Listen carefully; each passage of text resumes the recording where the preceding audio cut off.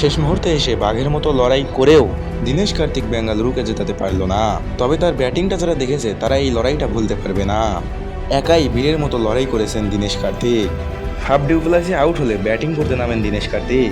ব্যাটিংয়ে নেমেই তার অ্যাটাকিং মনোভাব বোঝা যাচ্ছিল। 13তম ওভারে বল করতে আসেন মার্কান্ডে, আর ব্যাটে ছিলেন দীনেশ কার্তিক। মার্কান্ডের প্রথম 2 বলেই দুর্দান্ত 2টি ছক্কা হাঁকান তিনি।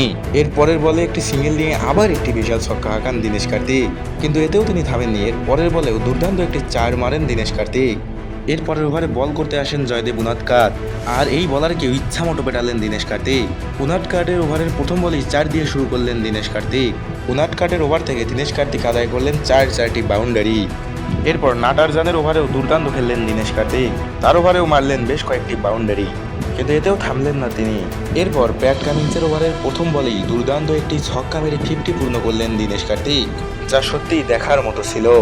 এরপর আরও বেশ কয়েকটি বাউন্ডারি মেরে 34 বলে 83 রানের ইনিংস খেলেন মারকুটে এই ব্যাটসম্যান দীনেশ কার্তিক। তবে এরপর ভুবনেশ্বর কুমার বলে আসলে সেই ওভারে তেমন ভালো কিছু করতে পারেননি দীনেশ কার্তিক। সেই ওভার থেকে তিনি সংগ্রহ করতে পেরেছেন মাত্র 2-1টি বাউন্ডারি, কিন্তু এরপরেও থামেননি তিনি।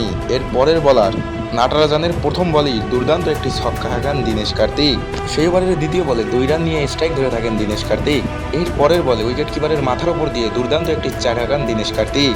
তবে এর পরের বলে 2টি রান নিয়ে সন্তুষ্ট থাকতে হয় দীনেশ কার্তিককে, আর তারপরেই ঘটে সেই অঘটন। নাটারজানের ওভারে উইকেট কিপারের কাছে ক্যাচ তুলে দিয়ে আউট হয়ে যান দীনেশ কার্তিক। তবে আউট হলেও ভক্তদের মন জয় করে নিয়েছেন তিনি। মাত্র 35 বলে 83 রানের ইনিংস ছোটখাটো ব্যাপার নয়, অনেক বড় বিষয়, যা জুনিয়র খেলোয়াড়দের অনুপ্রেরণা হিসেবে কাজ করবে।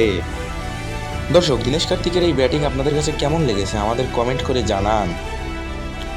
ধন্যবাদ সবাইকে আমাদের ভিডিওটি দেখার জন্য।